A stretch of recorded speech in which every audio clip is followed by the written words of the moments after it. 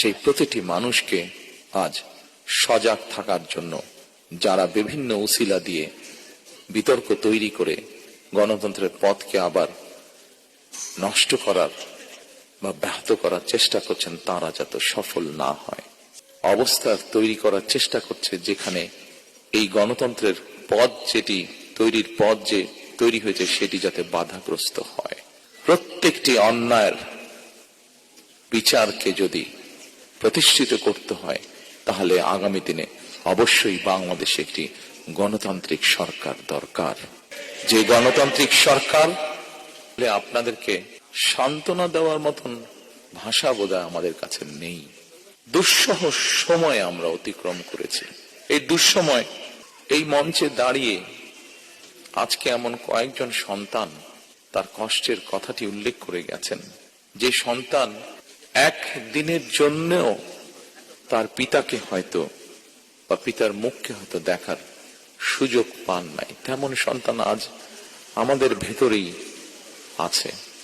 24-এর আন্দোলনে, 5ই আগস্টের আন্দোলনে যারা শহীদ হয়েছেন, যে হাজারো মানুষ যারা বিভিন্নভাবে পঙ্গুত্ব বরণ করেছেন, প্রত্যেকটি প্রজন্ম থেকে প্রজন্ম ধরে গণতান্ত্রিক আমি মানুষ জানো এই শহীদদের বা এই গুম হয়ে যাওয়া সদস্য এখনো যাদের অপেক্ষায় আমরা আছি, এখনো যাদের অপেক্ষায় পরিবাররা রয়েছে,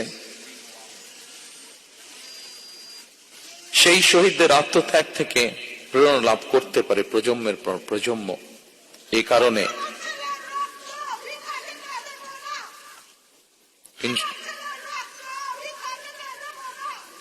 ইনশাল্লাহ ইনশাল্লাহ মা, ইনশাল্লাহ আমরা আপনার সাথে আছি, আমরা আপনার সাথে আছি মা। এ কারণেই যা আজ থেকে এক যুগেরও বেশি সময় আগে আমি বলেছিলাম, আজ আবারও এই স্বজনহারা মানুষগুলোর সামনে আমি তুলে ধরতে চাই। সেটি হলো, ইনশাল্লাহ আমাদের দল বাংলাদেশের মানুষের সমর্থন নিয়ে রাষ্ট্র গঠনে, সরকার গঠনে সক্ষম হলে পরে আমরা এই শহীদ পরিবারদের নামে রাষ্ট্রের, দেশের গুরুত্বপূর্ণ সড়ক কিংবা রাষ্ট্রের বিভিন্ন গুরুত্বপূর্ণ সরকারি বেসরকারি স্থাপনার নামকরণ করব। প্রজন্মের পর প্রজন্ম এই শহীদদেরকে গৌরবের সাথে স্মরণ রাখতে পারে। অবস্থা তৈরি করার চেষ্টা করছে যেখানে এই গণতন্ত্রের পথ যেটি তৈরির পথ যে তৈরি হয়েছে সেটি যাতে বাধাগ্রস্ত হয়। আমি অনুরোধ করব আপনারা, এবং আমি অনুরোধ করব বাংলাদেশের দলমত নির্বিশেষে প্রতিটি মানুষ যারা গণতন্ত্রে বিশ্বাস করেন, সেই প্রতিটি মানুষকে আজ সজাগ থাকার জন্য, যারা বিভিন্ন উসিলা দিয়ে বিতর্ক তৈরি করে গণতন্ত্রের পথকে আবার নষ্ট করার বা ব্যাহত করার চেষ্টা করছেন, তারা যাতে সফল না হয়।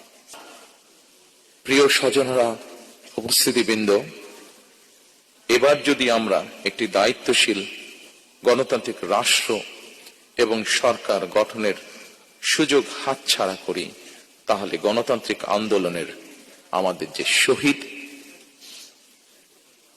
সেই শহীদদের প্রতি জুলুম করা হবে, তাদের আত্মত্যাগের প্রতি অমর্যাদা করা হবে। ৭১ সালের যারা শহীদ হয়েছেন এই দেশকে স্বাধীন করার জন্য, ৯০-এর স্বৈরাচার বিরোধীতে আন্দোলনে যারা শহীদ হয়েছেন, বিগত ১৬ বছরে যারা গুম শহীদ হয়েছেন, বিভিন্নভাবে নির্যাতিত পঙ্গুত্ব বরণ করেছেন, ২৪-এর আন্দোলনে, ৫ই আগস্টের আন্দোলনে যারা শহীদ হয়েছেন, যে হাজারো মানুষ যারা বিভিন্নভাবে পঙ্গুত্ব বরণ করেছেন, প্রত্যেকটি অন্যায়ের বিচারকে যদি প্রতিষ্ঠিত করতে হয়, তাহলে আগামী দিনে অবশ্যই বাংলাদেশে একটি গণতান্ত্রিক সরকার দরকার। যে গণতান্ত্রিক সরকার, আপনারা যারা আজকে সামনে বসে আছেন, এখানে উপস্থিত হয়েছেন শত কষ্ট বুকে নিয়ে, এই মানুষগুলো যাতে ন্যায় বিচার পেতে পারে, দেশের আইনের দৃষ্টিতে আইন অনুযায়ী যাতে ন্যায় বিচার পেতে পারে, তার একটি মাত্র উপায় হচ্ছে, সেই ন্যায় বিচারকে নিশ্চিত করার একটি মাত্র উপায় হচ্ছে বাংলাদেশে আগামী দিনে অবশ্যই একটি গণতান্ত্রিক সরকার প্রতিষ্ঠিত করতে হবে, যেই সরকার জনগণের আকাঙ্ক্ষা পূরণে কাজ করবে, যেই সরকার মানুষের যারা নির্যাতিত হয়েছে, অত্যাচারিত হয়েছে, তাদের প্রতি ন্যায় বিচার করবে। আসুন আমরা আজকে সেই শপথ গ্রহণ করি, আমরা আজকে সেই প্রত্যাশা করি।